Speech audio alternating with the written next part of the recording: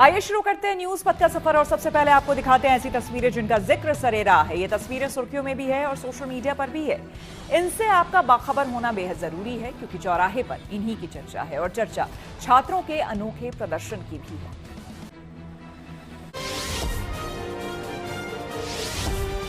समंदर में देश की ताकत और बढ़ गई। दरअसल नेवी में पहली anti submarine warfare shallow watercraft Arnala शामिल कर ली गई।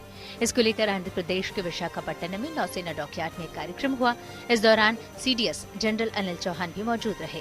अरनाला को कोलकाता की garden read ship builders and engineers company और L&T शिप बिल्डर्स ने मिलकर बनाया है। ये जहाज हिंद महासागर में न सिर्फ नौसेना के दबदबे को बढ़ाएगा बल्कि दुश्मन की पनडुब्बियों का पता लगाने और उन्हें नष्ट करने में भी कारगर साबित होगा। इसका नाम महाराष्ट्र के ऐतिहासिक अरनाला किले के नाम पर रखा गया है।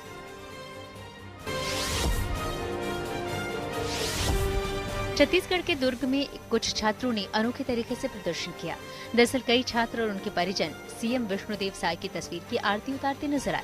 इस दौरान उन्होंने एक मैडम का तबादला नहीं किए जाने की अपील की। हाल ही में टीचर खेमलता गोस्वामी का ट्रांसफर दूसरे जिले में कर दिया गया है। ऐसे में छात्रों का कहना है कि वो कैसे पढ़ें जबकि स्कूल टीचर का तबादला दूसरे जिले में कर दिया गया है। ग्रामीणों के मुताबिक वो बहुत अच्छी टीचर थी, बच्चों को संस्कार, इंग्लिश और कई अहम बातें सिखाती थी जिससे शिक्षा के स्तर में लगातार सुधार हो रहा था। लेकिन अब उनके तबादले से बच्चों को नुकसान उठाना पड़ेगा। टीचर खेमलता गोस्वामी 17 साल से यहीं पढ़ा रही थी।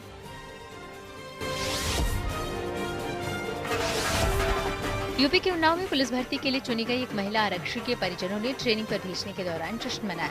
इसमें गांव के लोग भी शामिल हुए। सभी ढोल नगाड़ों पर डांस करते नजर आए। इसका वीडियो भी चर्चा में आ गया। विक्रमखेड़ा गांव की रहने वाली प्रियंका कश्यप का हाल ही में सिलेक्शन यूपी पुलिस में हुआ है। लिहाजा ट्रेनिंग पर जाते समय परिवार वालों ने बेटी को फूलमाला पहनाकर विदाई दी।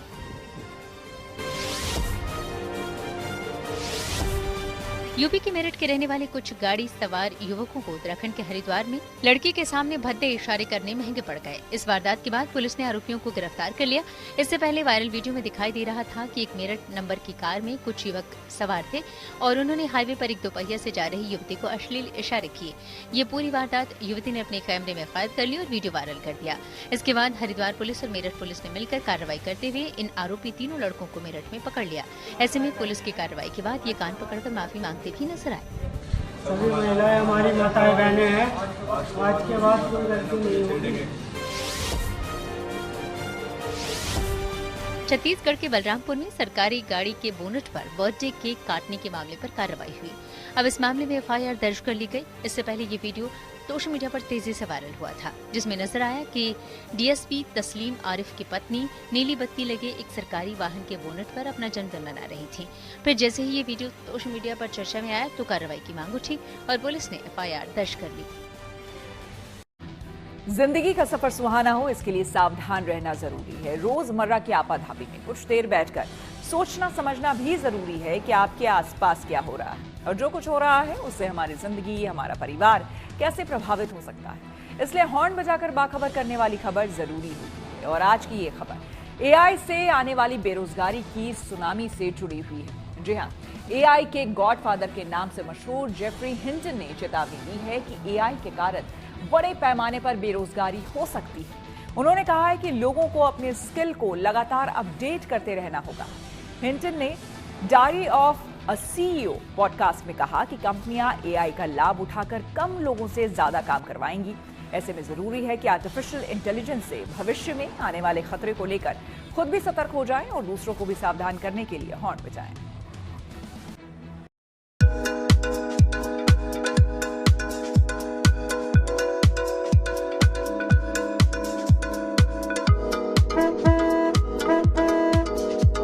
तकनीक का विकास इतनी तेजी से हो रहा है कि भविष्य में इसके जरिए ऐसे काम भी हो सकेंगे जिसकी शायद कल्पना भी नहीं की जा सकती।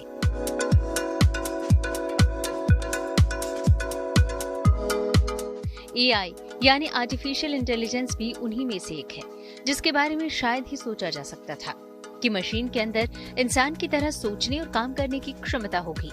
लेकिन ये न सिर्फ संभव हुआ बल्कि आज एआई का दुनिया में डंका बज रहा है। दुनिया में एआई का बोलबाला है और एआई की वजह से कई मुश्किल काम आसान हो चुके हैं। हालांकि एआई के कई फायदे हैं तो कुछ खामियां भी हैं, लेकिन सबसे बड़ी चिंता है कि क्या एआई की वजह से बड़ी तादाद में लोग बेरोजगार हो जाएंगे।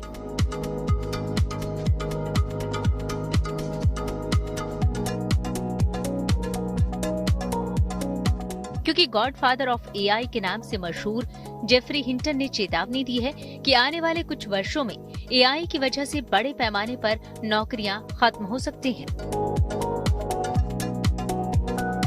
हिंटन ने कहा कि अगर किसी इंसान को नौकरी बचाना है तो उन्हें अपने स्किल को लगातार अपडेट करना होगा। इंसान को नौकरियों पर ज्यादा ध्यान देना होगा, जिसे करना एआई के बूते की बात न हो। आर्टिफिशियल इंटेलिजेंस के माध्यम से लंबे समय में किए जाने वाले कार्यों को सफलतापूर्वक बहुत थोड़े समय में और बहुत कम मैन पावर के साथ किया जा सकता है। इसको देखते हुए कई इंडस्ट्रीज जैसे software, health care, communication, even flying में आने वाले समय में मैन पावर की जरूरत बहुत कम हो जाएगी। सोफिस्टिकेटेड और मुश्किल से किए जाने वाले काम एआई के माध्यम से चुटकियों में किए जा सकेंगे और जो मैन पावर इन सब कामों में लगी हुई है उस पर लोगों की निर्भरता कम हो जाएगी। इससे नौकरियां जा सकती हैं। अमेरिका में इस साल कई बड़ी टेक कंपनियों ने बहुत बड़ा ले ऑफ किया है, लोगों को नौकरियों से छुट्टी दी है, जिनकी संख्या हजारों में है। और ये कहा जा रहा है कि इसका एक बड़ा कारण एआई का बहुत बड़ा अडॉप्शन है। Diary of a CEO podcast में जेफरी हिंटन ने कहा कि एक और कुछ लोग एआई को सहायक के रूप में इस्तेमाल करेंगे, वहीं कंपनियां इसका लाभ उठाकर कम लोगों से ज्यादा काम करवाएंगी। जेफरी हिंटन को वर्ष 2024 में मशीन लर्निंग के क्षेत्र में उनके अद्वितीय योगदान के लिए नोबेल पुरस्कार से नवाजा गया था। वे वर्तमान में यूनिवर्सिटी ऑफ टोरंटो में कंप्यूटर साइंस के एमेरिटस प्रोफेसर के रूप में कार्यरत हैं। एआई पर उनका दशकों पुराना शोध आज के दौर में सबसे ज्यादा प्रासंगिक हो गया है। हिंटन ने इस बात पर भी जोर दिया कि अब एक व्यक्ति और एआई मिलकर वही काम कर पाएंगे जिसे पहले 10 लोग मिलकर करते थे। इस तरह न केवल कर्मचारियों की संख्या में कटौती होगी, बल्कि शुरुआती स्तर की नौकरियां मिलना ही बंद हो जाएंगी। हम सबको ही पता है कि एआई हर एक फील्ड को इम्पैक्ट कर रहा है। आप बस नाम लीजिए, चाहे एजुकेशन हो, गवर्नेंस हो, लॉ हो, बिजनेस हो, एआई हर जगह है। और इसके कहीं ना कहीं नुकसान भी हैं और कहीं ना कहीं फायदे भी हैं। जब मैं फायदों की बात करूं तो ये बात जरूर है कि एआई हमारी एफिशिएंसी को भी बढ़ा रहा है, कहीं ना कहीं स्पीड बढ़ा रहा है, अलग अलग जगह ऐसी डेवलपमेंट्स कर रहा है जिसकी हम कल्पना भी नहीं कर सकते कि इंसान जो है इतनी जल्दी उन डेवलपमेंट्स को पा सकता है। खासकर हमने ये चीज़ मेडिकल फ्रेटर्निटी में देखी है, हमें डिफेंस सेक्टर में बहुत सारी चीज़ें ऐसे देखने को मिल रही हैं। लेकिन साथ ही साथ हमें समझना पड़ेगा कि इसके नुकसान भी काफ़ी हैं। सबसे बड़ा नुकसान ये है हमारी over dependency upon AI. AI पे हम इतना निर्भर हो चुके हैं कि हम खुद का दिमाग इस्तेमाल नहीं कर रहे हैं। इसका सबसे बड़ा एग्जाम्पल है चैट जीपीटी का उपयोग। जब चैट जीपीटी हम सब लोग इस्तेमाल करते हैं, छोटे से छोटा टास्क, चाहे वो मेल लिखना हो, किसी को जवाब देना हो, कुछ सोचना हो, कोई नया आइडिया तक लाना हो। जेफरी हिंटन ने कहा कि नए पास आउट्स को मिलने वाली जॉब्स धीरे धीरे समाप्त हो जाएंगी।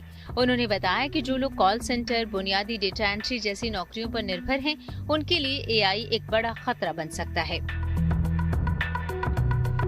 हिंटन का कहना है कि आने वाले वर्षों में ये सभी नौकरियां मशीनें ले सकती हैं। उन्होंने ये भी जोड़ा कि भले ही कुछ कंपनियां एआई को मानव कर्मचारियों की सहायता के लिए रखें, लेकिन इससे भी कुल कर्मचारियों की संख्या में गिरावट आएगी। हिंटन ने कहा कि शारीरिक श्रम से जुड़ी नौकरियां अभी सुरक्षित हैं, क्योंकि एआई को भौतिक कार्यों में महारत हासिल करने में अभी लंबा समय लगेगा। ऐसे में प्लम्बर या इलेक्ट्रीशियन बनना एक सुरक्षित विकल्प हो सकता है। तकनीकी जगत में अक्सर कहा भी जाता है कि एआई के आने से नई नौकरियां भी पैदा होंगी, लेकिन हिंटन इससे सहमत नहीं है। उनका कहना है कि अगर एआई सभी बौद्धिक कामों को कर लेगा तो इंसानों के लिए बचा ही क्या रह जाएगा। कई देशों में एआई से होने वाली बेरोजगारी को देखते हुए यूनिवर्सल बेसिक इनकम यानी यूबीआई की बात हो रही है, लेकिन हिंटन ने इसके मनोवैज्ञानिक प्रभाव को लेकर भी चिंता जताया है। उनका कहना है कि लोग सिर्फ पैसे से संतुष्ट नहीं होते, वे कुछ करना भी चाहते हैं और काम न रहने से लोगों की जीवन में उद्देश्य की भावना खत्म हो सकती है। तकनीकी विकास में आर्टिफिशियल इंटेलिजेंस एआई एक बहुत बड़ा माइलस्टोन है पहले जो चीजें करने के लिए लोगों को बहुत लंबी प्रोग्रामिंग करनी पड़ती थी, बार बार उन्हें सेट करना पड़ता था, उनको समझने के लिए एक लंबी चौड़ी फौज लगानी पड़ती थी, आज एआई के माध्यम से वो मुश्किल काम दूर से भी आसानी से और फ्लॉलेसली यानी बिना किसी समस्या के किए जा सकते हैं। AI health care, communication, nuclear, manufacturing, service industry, हर जगह काम कर रहा है। एआई के बढ़ते प्रभाव का असर अब कॉर्पोरेट जगत में भी दिखने लगा है। मई 2025 में आई venture capital firm SignalFire की रिपोर्ट में बताया गया कि 2023 से 2024 के बीच मेटा और गूगल जैसी कंपनियों ने ग्रेजुएट्स की भर्तियों में 25% की कटौती की और साल 2024 में केवल 7% नई नौकरियां ही फ्रेश ग्रेजुएट्स को मिली। वहीं मार्च 2025 में मॉर्गन स्टैनली ने 2000 कर्मचारियों की छंटनी की, जिसमें कुछ पदों को पूरी तरह से एआई से रिप्लेस कर दिया गया। ब्लूमबर्ग इंटेलिजेंस की एक रिपोर्ट के मुताबिक आने वाले 5 वर्षों में एआई के कारण JP Morgan, chase, city group सहित 93 बड़े बैंकों में लगभग 2 लाख नौकरियों की कटौती हो सकती है। कॉर्पोरेट सेक्टर में भी देखा गया है कि लोग छोटे से छोटा आइडिया जो खुद सोच सकते हैं या छोटी कैलकुलेशन जो खुद कर सकते हैं, सब कुछ चैट जीपीटी से करवा रहे हैं। यह आज की डेट में बहुत आसान लगता होगा, जो कि है, लेकिन हम बड़ी पिक्चर नहीं देख रहे कि कहीं ना कहीं चैट जीपीटी या कोई भी और एआई मॉडल हमारे दिमाग पर इतना हावी हो गया है कि हम उस पर पूरी तरह निर्भर हो गए हैं। हम खुद के स्किल्स का इस्तेमाल नहीं करते हैं और हमें समझना पड़ेगा कि एआई एक दोधारी तलवार है। ये अच्छी बुरी नहीं है, ये सब डिपेंड करता है कि आप इसका इस्तेमाल कैसे करते हैं। क्या आप एआई को अपने फ़ायदे के लिए इस्तेमाल करते हैं? जब मैं फ़ायदा बोलता हूं तो उसको एक सजेशन मशीन की तरह यूज़ करिए, यानी कि सिर्फ ये देखिए कि आपको एआई किस तरीके से फ़ायदा दे सकता है, कैसे नए नए आइडियाज़ यहाँ पर आ सकते हैं। लेकिन आपको दूसरी ये तरफ ये समझना पड़ेगा कि एआई को अगर आप ओवर डिपेंडेंस हो जाएंगे उसकी तरफ, आप नए नए आइडियाज सिर्फ एआई के दम पे लेंगे तो आप कहीं ना कहीं उसके गुलाम हो गए हैं। और ये भी समझना पड़ेगा कि एआई हमेशा सही नहीं होता। वहीं बीते कुछ सालों में अमेज़न ने कई बार छंटनी की है और कंपनी ने एक बार फिर से छंटनी को लेकर अपने कर्मचारियों को आगाह कर दिया है। अमेज़न के सीईओ एंडी जेसी ने कंपनी में काम करने वाले कर्मचारियों से कहा है कि अगले कुछ सालों में एआई कंपनी के कॉर्पोरेट कर्मचारियों की संख्या को कम कर देगा, क्योंकि अमेज़न अपने ऑपरेशंस में अब ज्यादा एआई टूल और एजेंट्स को शामिल कर रही है। जाहिर है आने वाले दिनों में आर्टिफिशियल इंटेलिजेंस बड़े पैमाने पर बेरोजगारी का कारण बन सकता है। वहीं तमाम लोगों की नौकरियां भी जा सकती हैं। ऐसे में जरूरी है कि आर्टिफिशियल इंटेलिजेंस से भविष्य में आने वाले खतरे को लेकर खुद सतर्क हो जाएं और दूसरों को भी सावधान करने के लिए हॉर्न बजाएं।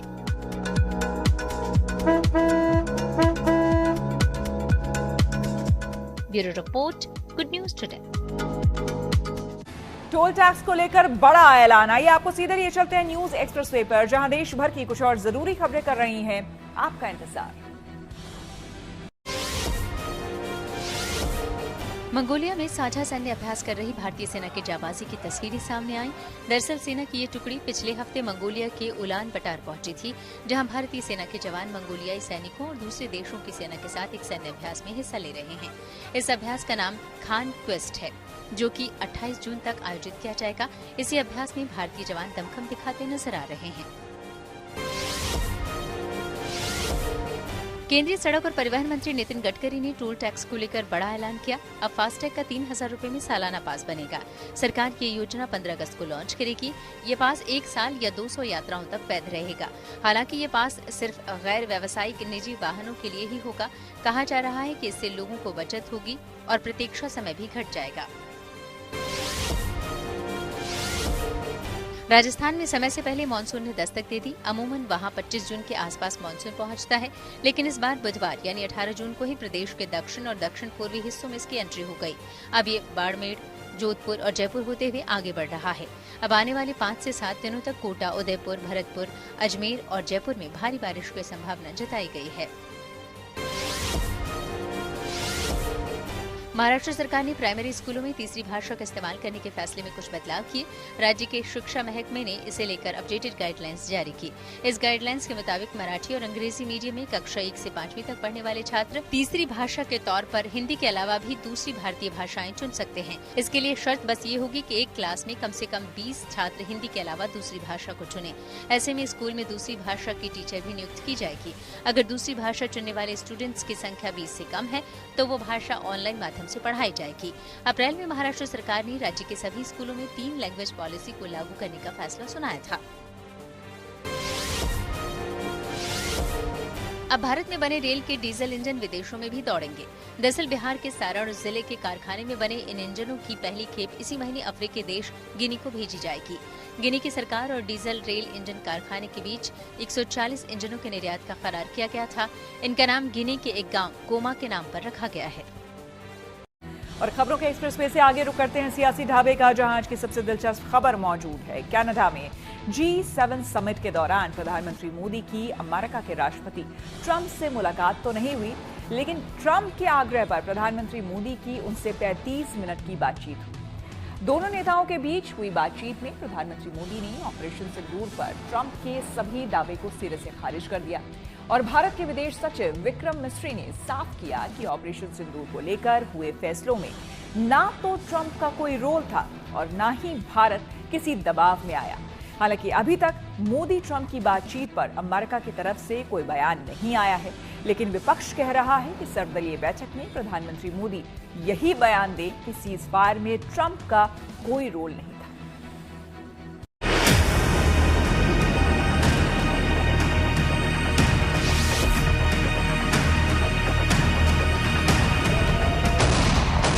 ऑपरेशन सिंदूर के 5 हफ्तों से ज्यादा वक्त बीत जाने के बाद आखिरकार बीजेपी को ये मौका मिल गया कि वो खुलकर कह सके कि सीज फायर पर राष्ट्रपति ट्रंप का दावा सही नहीं था। वैसे तो प्रधानमंत्री मोदी और राष्ट्रपति ट्रंप के बीच हुए फोन कॉल पर अभी अमेरिकी प्रतिक्रिया नहीं आई है, लेकिन भारत के विदेश सचिव विक्रम मिस्री ने बताया कि प्रधानमंत्री मोदी और राष्ट्रपति ट्रंप के बीच 35 मिनट की बातचीत हुई और ऑपरेशन सिंदूर को लेकर हुए फैसलों ने ना तो ट्रंप का कोई रोल था और ना भारत किसी दबाव में आया। प्रधानमंत्री मोदी ने राष्ट्रपति ट्रंप को स्पष्ट रूप से कहा कि इस पूरे घटनाक्रम के दौरान कभी भी किसी भी स्तर पर भारत अमेरिका ट्रेड डील या अमेरिका द्वारा भारत और पाकिस्तान के बीच मध्यस्थता जैसे विषयों पर बात नहीं हुई थी। सैन्य कार्रवाई रोकने की बात सीधे भारत और पाकिस्तान के बीच दोनों सेनाओं की एग्जिस्टिंग चैनल्स के माध्यम से हुई थी और पाकिस्तान के ही आग्रह पर हुई थी। कांग्रेस नेता जयराम रमेश ने आरोप लगाया कि प्रधानमंत्री मोदी और राष्ट्रपति ट्रंप के बयान में फर्क है, तो बीजेपी ने जयराम रमेश पर झूठ बोलने का आरोप लगाया। और राष्ट्रपति ट्रंप के बीच में 35 मिनट का एक फोन कॉल हुआ है। प्रधानमंत्री ने क्या कहा, विदेश सचिव ने हमें कहा है, जो राष्ट्रपति ट्रंप के नोट में है और जो हमारे विदेश सचिव के नोट में है, यानी कि जो राष्ट्रपति ट्रंप कहते हैं कि ये बातचीत हुई और जो प्रधानमंत्री हमें कहा जाता है कि प्रधानमंत्री ने यह बात की, ये जमीन आसमान का फर्क है। आप एक सर्वदलीय बैठक क्यों नहीं बुलाते? क्यों आप विपक्ष के नेताओं को क्यों नहीं बुलाते और कहिए उनको कि मैंने ये कहा। लगता है इसके बाद कांग्रेस पार्टी को भी इस पे झूठे बयान देने में थोड़ी मुश्किल हुई। वैसे उनको शर्म नहीं आती। आज इस टेलीफोन कॉन्वर्सेशन के बाद एक उनके बड़े स्पोक्सपर्सन हैं या नेता मानते हैं अपने आप को, उन्होंने एक पुरानी जनवरी 2025 की कोई रीड आउट रख दी आगे, बाद में कहा कि वो सॉरी है, गलती हो गई। जयराम रमेश ने कहा कि ट्रंप का नोट भारत के बयान से मेल नहीं खाता, जबकि अमेरिकी बयान आया ही नहीं, लिहाजा खुद को घिरता दे जयराम ने गलती मानने में देर नहीं की। लेकिन जयराम रमेश की कथित भूल को बीजेपी अब कूटनीतिक प्रोटोकॉल के खिलाफ साजिश बताने से नहीं चूक रही। बीजेपी आईटी सेल के प्रमुख अमित मालवीय ने एक्स पोस्ट में लिखा, ये राजनीति नहीं, ये साजिश है, ये देशद्रोह है। लेकिन कांग्रेस की ही तरह विपक्षी दल भी सीज फायर पर सरकार के दावे पर सवाल उठा रहा है। ये प्रेसिडेंट ट्रम्प जो 17 बार कह चुके हैं कि मैंने मध्यस्थता की है, तो ये ट्रम्प ने कहना चाहिए कि मेरी और मोदी जी की बात हुई है और मैं मोदी जी की बात मानता हूं और सचमुच मैंने भारत पाकिस्तान के युद्ध में मध्यस्थता नहीं की, ये उसने कहना चाहिए। ये जो मोदी जी के भगतगण हैं उसने नहीं कहना चाहिए। वहीं राष्ट्रपति ट्रंप ने पाकिस्तान के फील्ड मार्शल असीम मुनीर को लंच का न्योता दिया है, जिससे विपक्ष को मोदी सरकार को घेरने का एक और मौका मिल गया है। मेरा सीधे तौर पे कहना है कि मैं अपने प्रधानमंत्री को यकीन करूंगा, लेकिन चीजें काफी आगे बढ़ चुकी हैं। अब 14-15 बयान लगातार दे चुके हैं डोनाल्ड ट्रंप। आज भी एक तरफ मिस्री साहब ने वीडियो रिलीज किया और मैं व्हाइट हाउस की ब्रीफिंग देख रहा हूं। दोनों में तालमेल का अभाव है। सरकार आज आपकी है, कल आपकी नहीं होगी, लेकिन देश का एक स्वर कम्युनिकेट हो अमेरिकन प्रेसिडेंट को कि आप जो ये हाइफन करके इंडिया पाकिस्तान यूज करते हैं, we are not meant for that. Historically and in contemporary times हमारा जो पोजीशन रहा है नॉन निगोशिएबल रहा है कई चीजों पर। मैं समझता हूं कि उस तरह की एक्सरसाइज की जरूरत है वैश्विक स्तर पर, न कि सिर्फ घरेलू हेडलाइन मैनेजमेंट हमारी प्राथमिकता हो जाए। अब इनको ये बताना पड़ रहा है कि हमारे देश के प्रधानमंत्री और डोनाल्ड ट्रंप के बीच में आधे घंटे बात हुई। ये बताने की आवश्यकता नहीं होती। जब ये बताना पड़ रहा है इसका मतलब सफाई देना पड़ रहा है, सफाई दे रहे हैं इनके लोग। और दूसरी तरफ पाकिस्तान के जनरल को ट्रंप अपने व्हाइट हाउस से बुलाकर उनको लंच कराने वाले हैं। आप समझ सकते हैं कि महत्व किसका ज्यादा दे रहा है। डोनाल्ड ट्रंप किसको महत्व दे रहे हैं, मोदी जी को दे रहे हैं या वहां के एक आर्मी के चीफ को ज्यादा महत्व मिल रहा है पाकिस्तान के। मैं समझता हूं कि इससे बड़ी शर्मिंदगी की बात और कुछ नहीं हो सकती। दरअसल G7 समिट से अलग प्रधानमंत्री मोदी और राष्ट्रपति ट्रंप की मुलाकात होनी थी, लेकिन इजरायल और ईरान संघर्ष के चलते ट्रंप को 17 जून को G7 छोड़कर अमेरिका लौटना पड़ा, जिसके चलते ये मुलाकात नहीं हो सकी। इसके बाद ट्रंप के कहने पर दोनों नेताओं की फोन पर बात हुई और प्रधानमंत्री मोदी ने ट्रंप को क्वाड की अगली बैठक के लिए भारत आने का निमंत्रण दिया, जिसे राष्ट्रपति ट्रंप ने स्वीकार कर लिया। Bureau report, good news today. अब 22 जून को शुभांशु शुक्ला की अंतरिक्ष उड़ान। जी हां, टेक्नोलॉजी से जुड़ी ऐसी ही जरूरी खबरों को जानने समझने के लिए आइए चलें डिजिटल गली।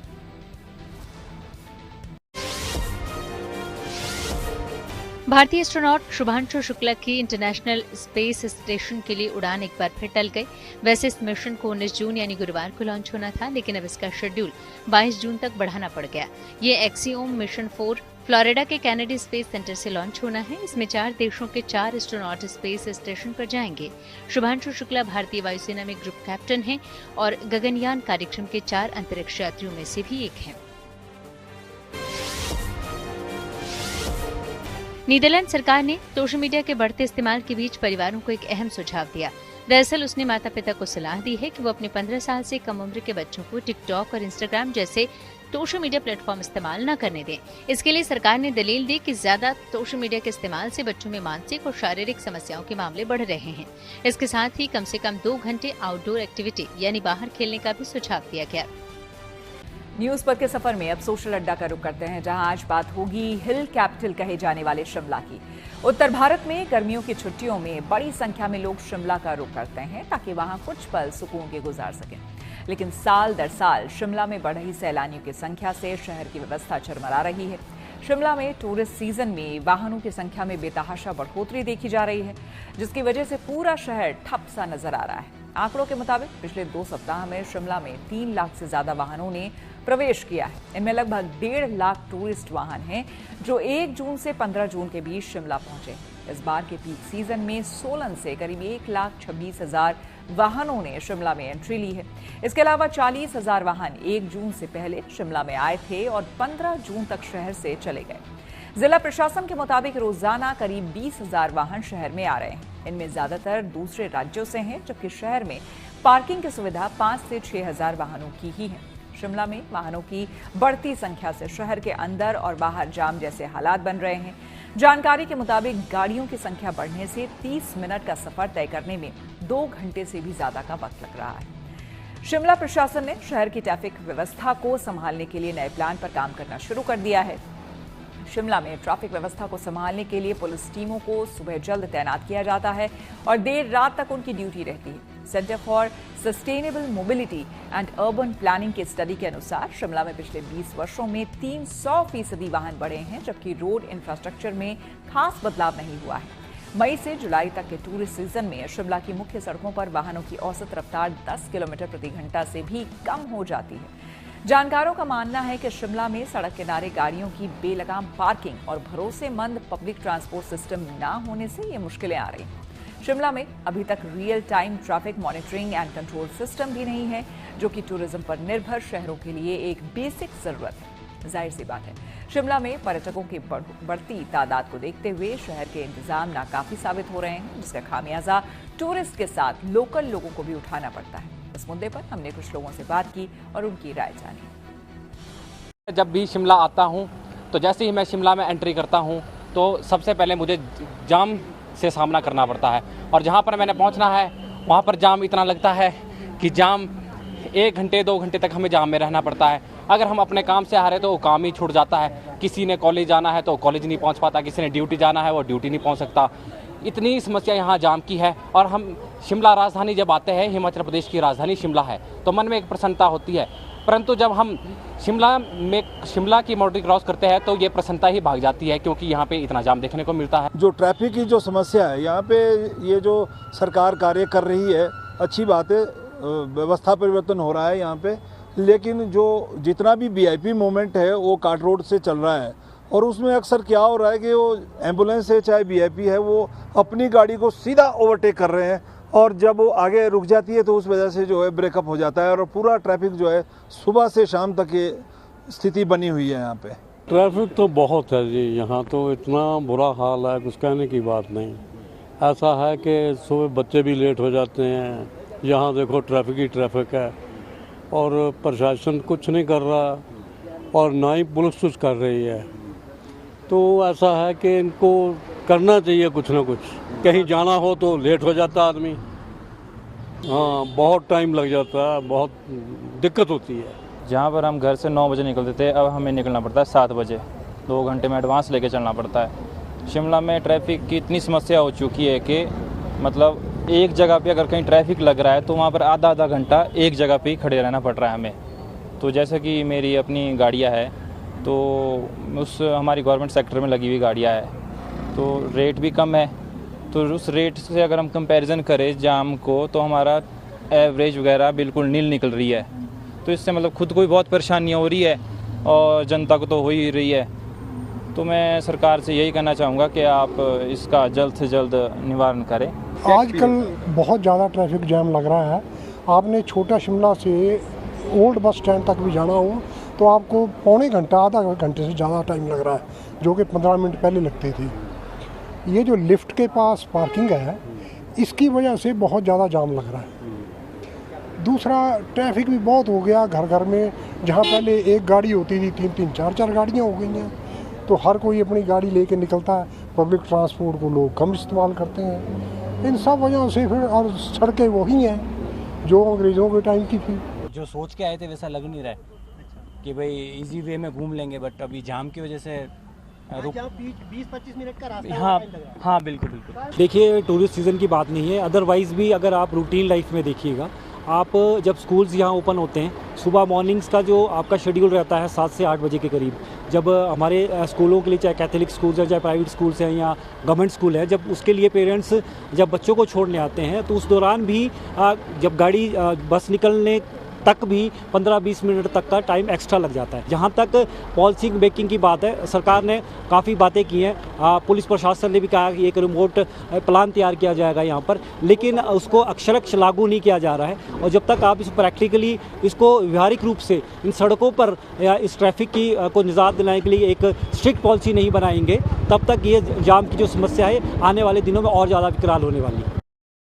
और न्यूज पेपर पर आगे है धन बाजार, जहां शेयर बाजार से लेकर कारोबार तक की सभी अहम खबरें होती हैं, जिसका सीधा रिश्ता आपकी आमदनी आपकी जेब से होता है। तो तेज रफ्तार खबरों के बीच ये जरूरी खबरें छूट न जाए, इसलिए सीधे आपको लिए चलते हैं धन बाजार।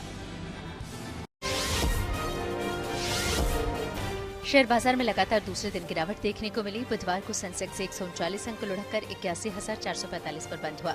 वहीं निफ्टी भी 41 अंक फिसलकर 24,812 पर आ गया। सोने चांदी की कीमतों में तेजी आई। बुधवार को दिल्ली सर्राफा बाजार में सोना 540 रुपए महंगा हुआ। इसके साथ ही अब दिल्ली में 10 ग्राम सोने की कीमत बढ़कर 1,710 रुपए हो गई। वहीं चांदी भी 1000 रुपए उछलकर रिकॉर्ड ऊंचाई पर पहुंच गई। अब दिल्ली में 1 किलो चांदी की कीमत बढ़कर 1,08,100 रुपए हो गई। बुधवार को डॉलर के मुकाबले रुपया फिसल गया। इसमें 13 पैसे की गिरावट आई। इस तरह $1 के मुकाबले रुपए की कीमत 86 रुपए 47 पैसे हो गई। फाल्कन 2000 बिजनेस जेट का निर्माण अब भारत में होगा। इसे लेकर अनिल अंबानी की कंपनी रिलायंस एरोस्ट्रक्चर लिमिटेड ने फ्रांस की कंपनी डसॉल्ट एविएशन के साथ डील साइन की है। फाल्कन 2000 का प्रोडक्शन नागपुर में रिलायंस के ड्राल यानी Dassault Reliance aerospace limited plant में होगा। अब तक यहाँ इसके कुछ पार्ट्स बनते थे, अब पूरा जेट यहीं बनेगा। इससे न सिर्फ हजारों नौकरियां पैदा होंगी, बल्कि एसएमई सेक्टर को भी बूस्ट मिलेगा। होंडा मोटरसाइकिल ने अपनी पॉपुलर बाइक SP125 और SP160 का नया 2025 अपडेटेड वर्जन लॉन्च कर दिया।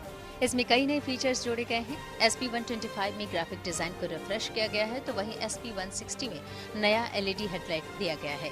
दोनों मॉडलों में ब्लूटूथ कनेक्टिविटी जैसे फीचर्स हैं। SP125 की शुरुआती कीमत 92,678 रुपए है, तो वहीं SP160 की शुरुआती कीमत 1,22,000 रुपए। और आइए अब रुक करते हैं प्रगति मार्ग का, जहां ऐसी खबरें हैं जो कि देश की तरक्की, प्रगति और लोगों की काबिलियत दिखाती है। यहाँ आज हम आपको नोएडा के एक ऐसे अनोखे जंगल पार्क में ले चलेंगे, जहां जंगल सफारी का एक अलग ही नजारा आपको देखने को मिलने वाला है। चलिए आपको दिखाते हैं देसी विदेशी जानवरों की ये अनोखी दुनिया, जिसे अनोखे अंदाज में ही बसाया गया है।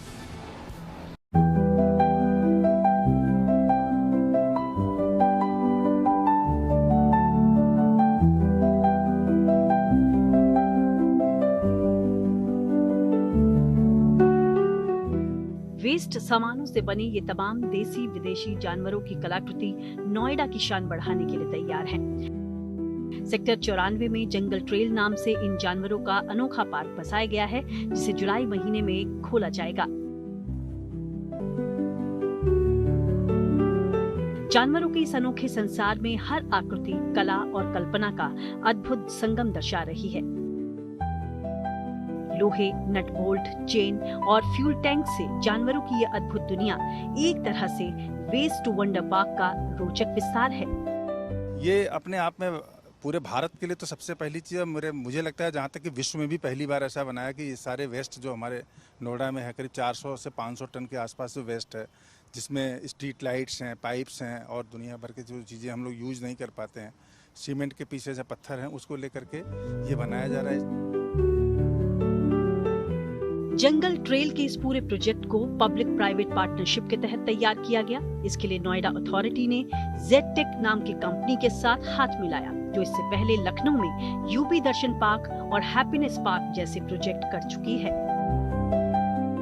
जंगल ट्रेल बनाने में करीब 22 करोड़ रुपए की लागत आई, जिसमें सिर्फ नोएडा से ही 500 टन से ज्यादा आयरन वेस्ट कलेक्ट किया गया। अथॉरिटी का दावा है कि इस पार्क में आने वाले लोग खुद को एक रियल वाइल्ड लाइफ सफारी का आनंद लेते महसूस करेंगे। हालांकि ये स्टील की सफारी रहेगी, जिसका अनोखा रोमांच लोगों को अच्छी यादें जरूर दे जाएगा। करीब 20 एकड़ में फैला ये पार्क 4 अलग अलग थीम जोन में बटा है और यहाँ 6 महाद्वीपों के 700 से ज्यादा जानवरों को वेस्ट सामानों से तैयार किया गया है। इनमें हाथी, शेर, ऊंट और पक्षियों की अनगिनत प्रजातियां हैं। हालांकि कुछ अंतिम तैयारियां जैसे मुख्य प्रवेश द्वार, कैफेटेरिया और पेंटिंग का काम अभी बाकी है। ट्रायल रन 25 जून से शुरू होगा और जुलाई की शुरुआत में इसे आम जनता के लिए खोल दिया जाएगा। जंगल ट्रेल की स्पेशल नाइट जंगल सफारी, साथ ही लाइटिंग और स्कल्पचर से बना जादुई माहौल यहाँ आने वाले पर्यटकों के लिए एक नया और अनोखा डेस्टिनेशन बन सकता है। बहु असली जंगल का फील देने वाला ये पूरा जंगल ट्रेल जो अब आम जनता के लिए तैयार है और जल्द ही इसको खोला जाएगा। तो नोएडा, दिल्ली, ग्रेटर नोएडा और फरीदाबाद से आने वाले पर्यटकों के लिए ये एक नई और अनोखी मंजिल जो है वो हो सकती है, जहां कला, पर्यावरण और कल्पना का अद्भुत मेल आपको देखने को मिलेगा। तो जुलाई में अगर आप कुछ नया और अनोखा देखना चाहते हैं तो ये की मंजिल बन सकती है। कैमरामैन शैलेंद्र कुमार के साथ Manisha Ladda, good news today. अब पाकिस्तान का ईरान को झटका, आइए सीधे आपको लिए चलते हैं न्यूज एक्सप्रेसवे पर, जहां देश और दुनिया की कुछ और जरूरी खबरें कर रही हैं आपका इंतजार। प्रधानमंत्री नरेंद्र मोदी और फ्रांस के राष्ट्रपति इमैनुअल मैक्रों का एक वीडियो चर्चा का विषय बन गया। ये वीडियो कनाडा में हुई G7 की बैठक के दौरान का है, जब पीएम मोदी और मैक्रों की मुलाकात हुई। इसमें पीएम मोदी ने मैक्रों से कहा कि आप आजकल ट्विटर यानी एक्स पर काफी लड़ रहे हैं। इस पर मैक्रों और पीएम मोदी हंसने लगे। दरअसल एक दिन पहले ही अमेरिकी राष्ट्रपति ट्रंप ने मैक्रों पर सोशल मीडिया में गलत बात कहने का आरोप लगाया था। पहले ट्रंप के जल्दी कनाडा से लौटने की बात पर मैक्रों ने कहा था कि ट्रंप इजरायल ईरान का सीजफायर करवाने के लिए जल्दी स्वदेश लौट गए, लेकिन फिर ट्रंप ने सोशल मीडिया पर इस बात को गलत ठहरा था और मैक्रों को प्रचार का भूखा बता दिया था। Nowadays you are fighting on Twitter.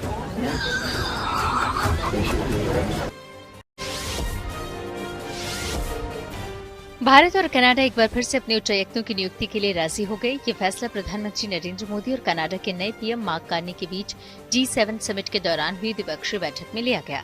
इस दौरान दोबारा उच्चायुक्तों की नियुक्ति पर सहमति बन गई। इसी मुलाकात में दोनों नेताओं ने भारत और कनाडा के आपसी रिश्तों, व्यापारिक संबंधों के विस्तार और इंडो पैसिफिक क्षेत्र में बढ़ते सहयोग पर भी चर्चा की। अब पाकिस्तान भी ईरान की मदद करने से पीछे हट गया। दरअसल उसने तेहरान से अपने राजनयिकों को वापस बुला लिया। पाकिस्तान सरकार की दलील है कि उसने सुरक्षा के मद्देनजर ये फैसला लिया। ये फैसला ऐसे समय हुआ जब पाकिस्तान की शहबाज सरकार लगातार ईरान का समर्थन कर रही थी। अमेरिका ने इजरायल के यरूशलेम में अपना दूतावास 3 दिनों के लिए बंद कर दिया। अमेरिकी दूतावास 20 जून तक के लिए बंद रहेगा। अमेरिकी विदेश विभाग ने कहा कि सुरक्षा स्थिति को देखते हुए ये फैसला लिया गया। इस फैसले के तहत यरूशलेम और तेल अवीव में वाणिज्य दूतावास भी बंद रहेंगे। अमेरिकी राष्ट्रपति डोनाल्ड ट्रंप ने एक बार फिर टिकटॉक को बड़ी राहत दी। दरअसल उन्होंने टिकटॉक को अमेरिका में चलाए रखने के लिए 90 दिनों की डेडलाइन बढ़ा दी। इसके लिए वो इसी हफ्ते एक कानून पर हस्ताक्षर करेंगे ताकि अमेरिकी कंपनी को टिकटॉक बेचने का सौदा पूरा किया जा सके। खबर है कि चीन में एक और सैन्य अधिकारी लापता हो गए। इनका नाम जनरल हे वेडोंग है। उन्हें चीन में दूसरा सबसे बड़ा सैन्य अधिकारी माना जाता था। वो चीन के शक्तिशाली सेंट्रल मिलिट्री कमीशन के वाइस चेयरमैन थे, लेकिन 11 मार्च से सार्वजनिक रूप से दिखाई नहीं दिए हैं। वेडोंग सेना के साथ साथ चीनी कम्युनिस्ट पार्टी के पोलित ब्यूरो में भी अहम ओहदे पर थे। वेडोंग ने राष्ट्रपति शी जिनपिंग के साथ लंबे समय से काम किया है। दोनों ने 1990 और 2000 के दशक में पुजियान, फ्रांस में एक साथ काम किया था, पर अब अचानक ही वेडोंग के लापता होने ने कई सवाल खड़े कर दिए। इससे पहले चीन में कुछ और सैन्य अधिकारी भी लापता हुए थे, जिन्हें बाद में पद से हटा दिया गया। माना जा रहा है कि पीपल्स लिबरेशन आर्मी में सब कुछ ठीक नहीं चल रहा। महिला T20 वर्ल्ड कप का शेड्यूल भी जारी। खेल जगत से जुड़ी कुछ और इंटरेस्टिंग खबरों को जानने के लिए आइए सीधे चलें खेल चक्कर। बीसीसीआई को आईपीएल की पूर्व फ्रेंचाइजी कोच्चि टस्कर्स के मामले में बड़ा झटका लगा। अब बीसीसीआई को 538 करोड़ रुपए चुकाने होंगे। बॉम्बे हाईकोर्ट ने बीसीसीआई की याचिका को खारिज कर दिया। इस याचिका में बोर्ड ने आर्बिट्रल ट्रिब्यूनल के फैसले को चुनौती दी थी। इंग्लैंड दौरे पर गई टीम इंडिया की एक तस्वीर सोशल मीडिया पर वायरल हो गई। इसमें यशस्वी जायसवाल और मोहम्मद सिराज समेत दूसरे खिलाड़ी ट्रेन में बैठे नजर आए। ये सेल्फी खुद यशस्वी ने खींची थी। भारत को अपना पहला टेस्ट मैच शुक्रवार से खेलना है। आईसीसी ने महिला T20 वर्ल्ड कप का भी शेड्यूल जारी कर दिया। ये टूर्नामेंट अगले साल 2026 में होगा, यानी इसका शेड्यूल 1 साल पहले ही जारी कर दिया गया है। इसके मुताबिक भारतीय टीम का पहला मैच 14 जून को पाकिस्तान के खिलाफ एजबेस्टन में होगा। वैसे इस T20 वर्ल्ड कप की शुरुआत 12 जून को होगी। इसमें 12 टीमें हिस्सा लेंगी। वर्ल्ड टेस्ट चैंपियनशिप जीतने वाली दक्षिण अफ्रीकी टीम का स्वदेश पहुंचने पर जोरदार स्वागत किया गया। इस दौरान कप्तान टेम्बा बाउमा हाथों में गदा लहराते नजर आए। एयरपोर्ट पर क्रिकेट फैंस ने खिलाड़ियों का तालियां बजाकर स्वागत किया। हाल में ही दक्षिण अफ्रीकी टीम ने ऑस्ट्रेलिया को हराकर ये खिताब जीता था। तो इसी के साथ न्यूज पथ में मेरे यानी कि श्वेता झा के साथ फिलहाल इतना ही। देश दुनिया की तमाम पॉजिटिव खबरों के लिए आप देखते रहिए गुड न्यूज।